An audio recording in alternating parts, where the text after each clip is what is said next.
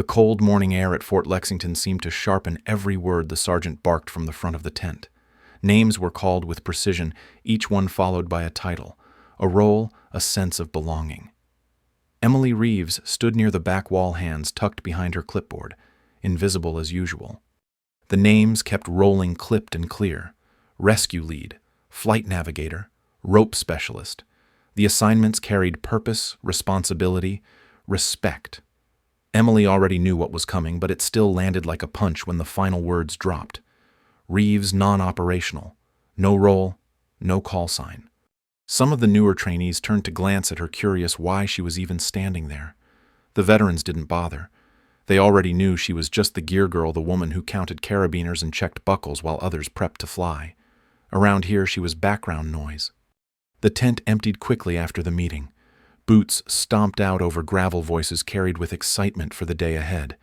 Emily stayed in place for a moment longer than she needed to, not because she didn't know what came next, but because she wanted to be the last one out. That was safer. As she stepped toward the flap, she heard it. Dead weight. Someone muttered from behind. The tone was casual, like they were stating a fact. It wasn't the first time they'd said it. It wouldn't be the last.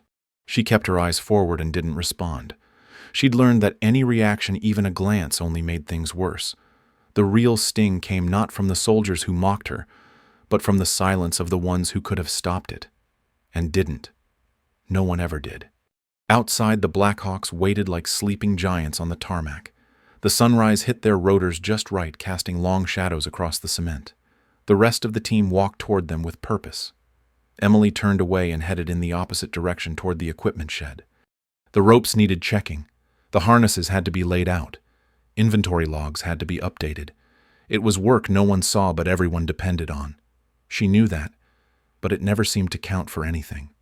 Inside the shed, the fluorescent lights buzzed overhead as she flipped open the metal cabinet. Her fingers moved over the checklists by instinct. She could do this job blind. Still, it never made a dent in how they saw her. They never saw the late nights she spent reading manuals, or the quiet mornings she arrived early to double-check safety systems. No one cared how many lives depended on the gear being perfect. They just knew she wasn't flying. As she double-checked a coil of rescue rope, she caught her reflection in the dusty window. Hair pulled back tight, face unreadable fatigue in her eyes. She looked like someone who didn't matter. And that was the hardest part. Because Emily Reeves didn't join to be invisible. She didn't sign up to be a punchline. But somehow that's exactly where she had ended up. A shadow, in a place full of uniforms and glory. She whispered something to herself, not even loud enough to hear. Then she went back to checking knots and tags, doing the job no one valued. One of these mornings, she told herself. One of these mornings, things would be different. Part 1. A Ghost Among Soldiers. 8 months passed, and Emily Reeves moved through them like a shadow in uniform. She woke up before sunrise, showed up before anyone else, and slipped out long after most had gone to dinner. Her hands were always busy, but her name never came up when it mattered. She memorized routines. She knew every inch of the gear room and every name on the flight roster. Soldiers she trained alongside were now flying missions, logging hours in the sky while she still checked ropes for frays. They got wings. She got silence. Each month, new recruits arrived. They looked confused when they first met her, unsure if she was a civilian or just someone passing through. Then they caught on. She didn't fly, didn't train, didn't count. They stopped asking questions. Morrison didn't help. He was loud, sharp, and in control. His word carried weight, and his silence did more damage than his orders ever could. When someone cracked a joke at her expense, he didn't stop it. Sometimes he smiled. He never yelled at her, never praised her either. Just ignored her, as if she were a piece of equipment instead of a person. She requested training slots multiple times, filled out forms, sat through briefings with her hand halfway raised. Every time the answer was no, not cleared, not ready, not a priority. The message was always the same: you don't belong up there. Emily learned to stop asking. She kept her head down and did the work no one wanted. Inventory sheets, safety logs, cable inspections. Every buckle she double-checked could save a life. No one noticed unless something went wrong. Her room in the barracks was quiet too. Her first roommate transferred out months ago. They never assigned a replacement. No one said why. Some nights she sat alone in that room staring at the walls with her boots still on. She would scroll through photos of her dad's mountain rescues back home in Colorado. He always said preparation mattered more than recognition. She clung to that. But preparation doesn't get you seen. Not here. Rumors started during lunch one day. A few tables away, someone mentioned cuts, budget reshuffling, names being considered for reassignment. She pretended not to hear, pretended the chill in her spine didn't mean anything.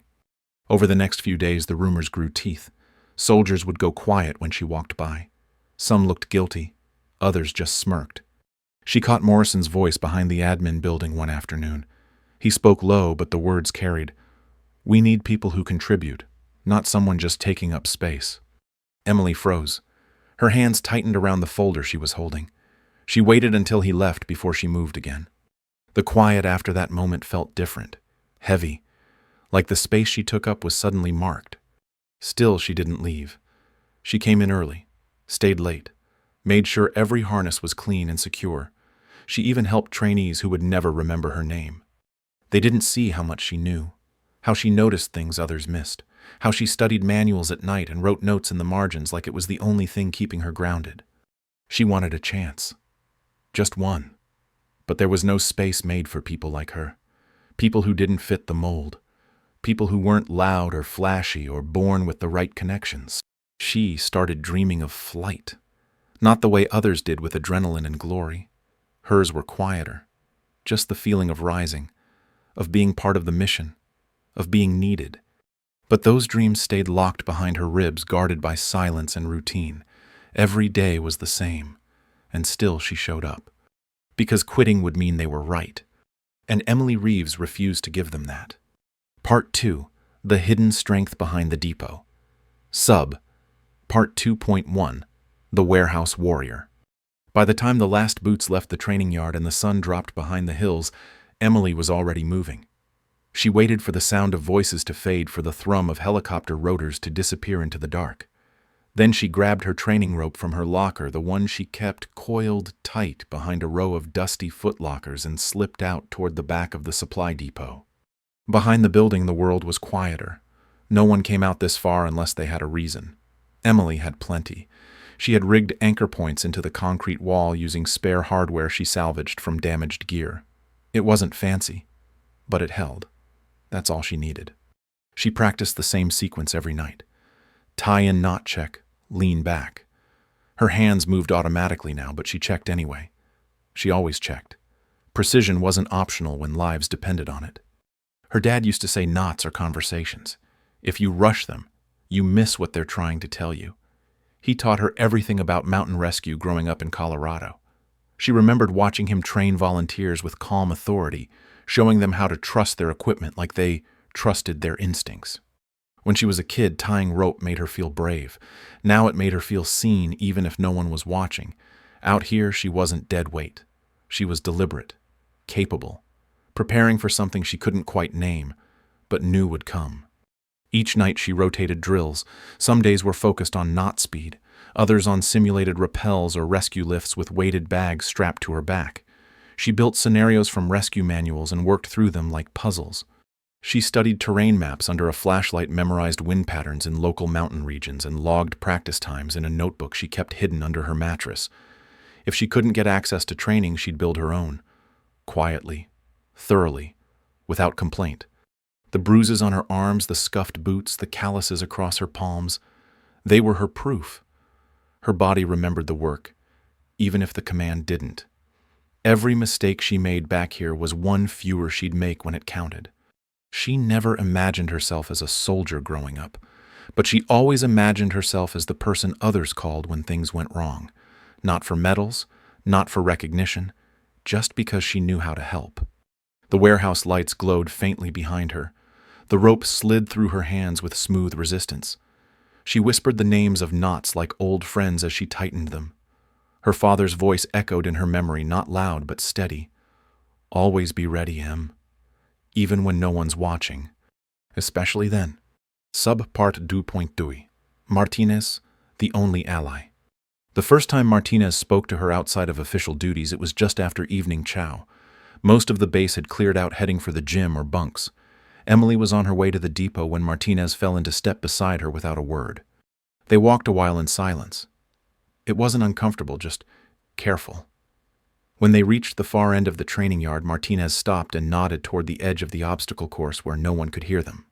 "I've been watching you." The words were simple, but they made Emily tense.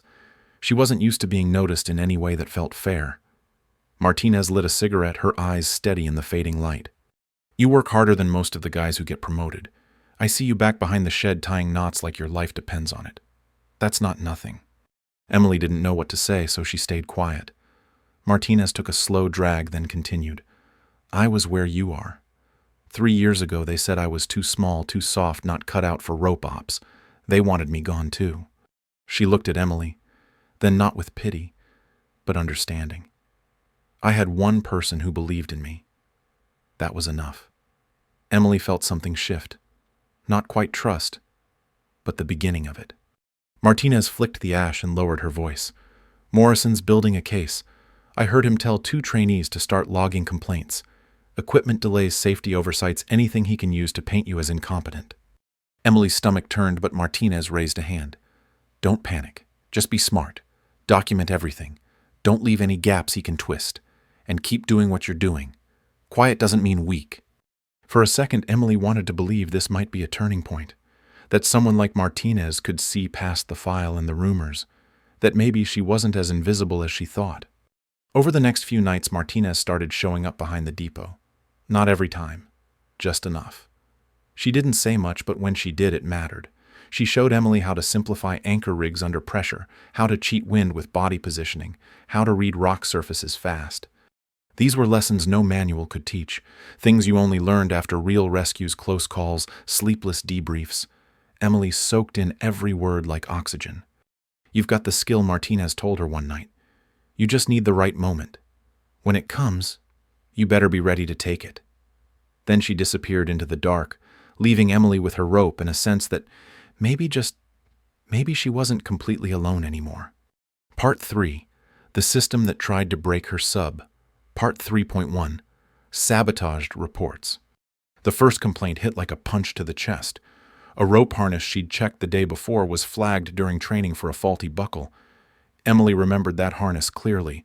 She'd tested the lock 3 times. It had been fine. At first she thought it might have been a fluke. Maybe something had cracked during use. But when the second report came just 2 days later, her stomach sank. This time it was a rope coil tagged for stress damage she swore hadn't been there when she logged it. By the third incident, she stopped believing in accidents. Someone was tampering with her work.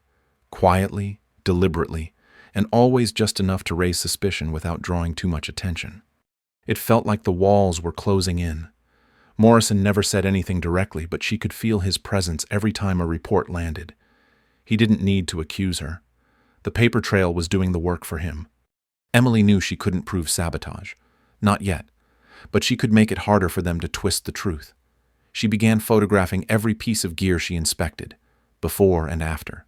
Close-ups of buckles, knots, tags, conditions. She carried a notebook everywhere. Logged timestamps, weather conditions, even the names of people present during check-ins. It wasn't just about defending herself. It was about refusing to be erased. The base atmosphere changed. Conversations stopped when she walked in. Some soldiers gave her wide berth. Others looked her in the eye like they were waiting for her to crack. She didn't. Instead, she got sharper. Double-checked everything, reviewed older inspection logs and found discrepancies no one had cared about until now. She started recognizing patterns. The same names, the same shift hours. Someone was helping Morrison build a case. It made her angry in a way she hadn't let herself feel before. Not loud or bitter, just hot and steady like the center of a coal. She was doing her job better than anyone, and they were using it against her. Every night she trained harder. Every morning she checked her locker for signs of tampering. Her quiet world was turning into a maze of traps, but she kept moving through it. One morning she found her checklist clipboard missing. A small thing, easy to overlook, but it was enough to rattle her. She rewrote every note she could remember from the past week, stayed up late, matching gear tags to inspection logs. Martinez noticed the circles under her eyes but didn't say anything. Just nodded once and left a protein bar on her locker. It was the closest thing to comfort Emily had felt in days. She knew the goal was to make her doubt herself, to push her off balance. She refused to give them that win. They might control the official channels, but she controlled what she knew, what she recorded, what she prepared for. And one way or another, that was going to matter. Subpart 3.2, Last Chance or Last Day. Morrison didn't look up when she stepped into his office. He kept flipping through a file thick and familiar. She already knew it was hers. He finally closed it and leaned back like he had all the time in the world. The training simulation tomorrow, he said, was critical. A full rescue drill with airlift coordination and rappelling operations. Everyone had a part, except her. She'd be observing, taking notes, logging safety violations from the ground. It was framed like an opportunity, but it landed like another door slamming shut. She asked quietly to be included in the field team, just to be allowed to try. Morrison didn't even pretend to consider it. You're not cleared for operations. You never will be. She left his office without a word. Her hands were tight at her sides, but her steps were steady. Outside, the air felt colder than usual. Or maybe she was just too numb to feel anything at all. Back in her room, she sat on the edge of her bed for a long time, staring at the floor. Then she pulled out her phone and called her sister. The moment Amy answered, her voice cracked. She told her everything. The reports, the sabotage, the meeting, the constant feeling of being swallowed by a system that had already decided she didn't count. Amy listened quiet at first, then gently told her to come home. Their dad's company was still running. She could work there, be safe, be done with all this. For a second, Emily almost agreed. The thought of walking away felt like a relief. No more inspections, no more whispers, no more carrying a dream alone. But then she looked at her hands. Calloused, scraped steady. Hands that had tied hundreds of knots in secret. That had held on to hope longer than anyone would have thought possible. She told Amy she wasn't done. Not yet. Not like this. After the call ended, she opened her locker and pulled out her personal rope. Ran her fingers along the worn fibers like they were old memories. She remembered every hour she had spent behind the depot building herself, piece by piece. They had boxed her in, shut her out, tried to break her without ever raising their voices, but tomorrow she wouldn't be invisible. It didn't matter if she was officially cleared. It didn't matter if they wrote her off. She had the skills. She had the preparation. And if a window opened even just a sliver, she would take it. This wouldn't be her last day at Fort Lexington, but it would be the last day they looked through her like she wasn't there. She was done folding. She was ready. Part 4, the moment she was ready for sub.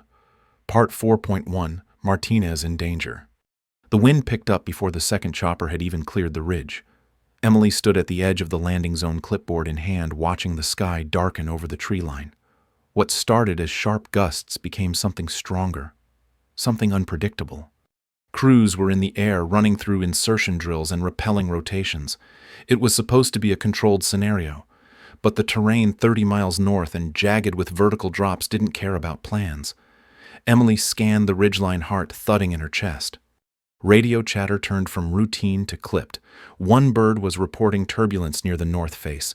Then a second called in crosswinds hitting harder than forecasted. Visibility dropped. Emily felt her gut twist. Then came the call. A trainee was separated, no visual. Then they gave the name. Sergeant Martinez. Her anchor point had snapped under a sudden gust, and she'd been forced to take cover alone on a narrow shelf halfway up the north face. The rescue plan shifted. Helicopters tried to reposition, but the winds shoved them off course. Hovering close enough to drop a line was nearly impossible. Pilots were burning through fuel just trying to stay level. Emily knew that ridge. She had studied its layout, wind patterns, every possible rappel point. No one else had. The seconds ticked louder as the radio filled with static and hesitation. No one had a solution. She dropped her clipboard and ran to the standby bird. Morrison shouted from across the tarmac, but she didn't stop. Chief Bradley was already powering up. Torres, the crew chief, was loading ropes and medical packs. Emily's voice cut through the noise. She told them she knew the terrain. She told them she had the training. Morrison grabbed her arm, said she wasn't cleared. But Burke stepped in. She looked Emily in the eye and asked if she could do this. Emily didn't blink. She said she could. 3 minutes later, she was strapped into a harness, wind battering her helmet rope coiled at her side. The Blackhawk surged into the air. The world beneath her tilted. Her pulse thumped louder than the blades. The ridge came into view like a jagged scar. Martinez was visible on a narrow outcropping, barely moving. Her left arm hung limp. The pilot held steady as long as he could. Then the signal came. Go. Emily stepped into the open and dropped. The wind hit her instantly. She swung hard, boots scraping against the cliffside. She fought, the spin adjusted her position, slowed her descent. Every knot, every motion drilled in secret came back without hesitation. 30 feet above Martinez, she paused, stabilized, then eased down carefully. The ledge was barely wide enough for 2 feet. She clipped into an anchor point and reached for her. Martinez looked up, pale and shaking. She asked what Emily was doing there. Emily told her they weren't leaving her behind. She worked fast. The tandem rig had to be perfect. One mistake and both of them would fall. Martinez's shoulder was out. Her ribs likely cracked. She couldn't assist. Emily bore the full weight of the gear and the rescue. The rope groaned under tension. Gusts slammed into them. The helicopter shifted above. The radio warned they were down to minutes of hover time.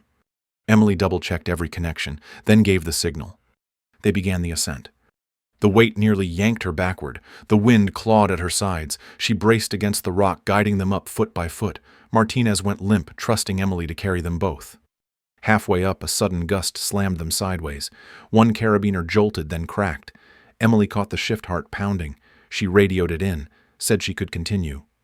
They pushed on. Each foot climbed was a war. Emily gritted her teeth, legs burning. The rescue rope stretched under strain. Her arms shook, but she didn't stop. Then hands reached down from the chopper. Torres grabbed hold, pulling them the last few feet. They tumbled inside the bird, battered but alive. Emily collapsed against the floor. She heard Bradley's voice over the comms, said it was clean work, said they made it. As the helicopter banked away from the ridge, Emily looked out the open door.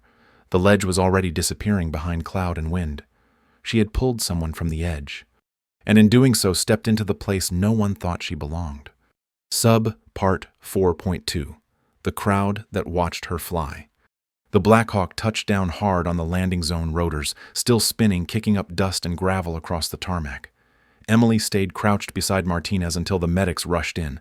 The stretcher team moved fast, but Martinez reached out and grabbed Emily's arm first. She didn't say much, just squeezed once like a promise. Then she was wheeled away toward the medical bay, and Emily stood up alone. People were everywhere. Soldiers, techs, even admin staff had gathered. Word traveled fast on a base like this. Everyone knew something had gone wrong. Now they were seeing who had stepped in to make it right. Emily walked across the tarmac, helmet under one arm, rope gear dragging slightly from her shoulder. No clipboard, no gear checklist, just dirt on her uniform and windburn on her cheeks. Eyes followed her, the same ones that had looked through her for months. Now they tracked her like she was someone they hadn't seen before. Not a name at the bottom of a roster, not a background face. Someone real. She caught sight of Morrison pushing through the crowd. His jaw was tight, steps quick. He came up fast and snapped at her loud enough for everyone to hear, demanded to know who gave her permission, accused her of risking lives and breaking chain of command. Emily stood still. She didn't flinch or apologize. Before she could answer, Captain Burke stepped forward. She said it was her call. She said Morrison had frozen, that Emily had presented a clear plan, proven skill, and a willingness to act when no one else would. Her voice was calm but sharp. Colonel Winston arrived moments later, his uniform crisp face unreadable.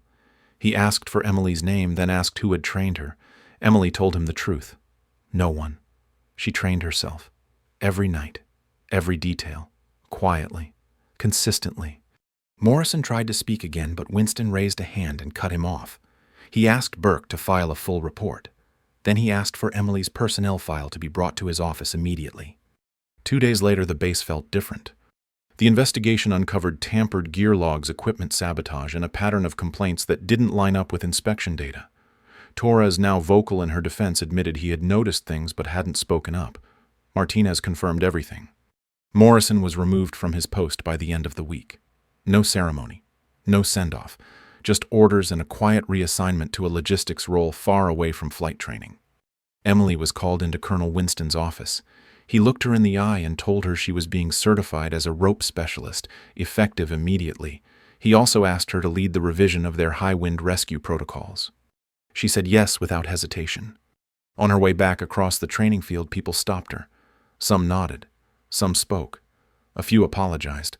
One young trainee asked if she'd help him review his rigging setup. She said of course.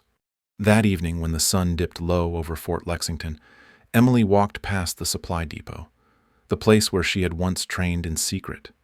Now no one would question what she was preparing for. She had saved a life, defied orders, exposed a pattern of abuse, and earned something no one could take away from her: respect, authority, and a place that was finally hers. Part 5. From Deadweight to Leader. 3 months later, Emily stood in front of 20 soldiers in the training yard, rope in one hand and a dry erase marker in the other. The sun was still rising behind the hangars, casting long shadows across the field. Her voice was calm but firm as she walked them through a tandem extraction scenario. They listened. Every one of them. Some were taking notes. Others asked questions that showed they had been thinking hard about what she taught the day before. None of them looked past her like she wasn't there. The sign outside the classroom now read, "Advanced Rope Rescue Lead Instructor, Reeves." It still caught her off guard when she saw it.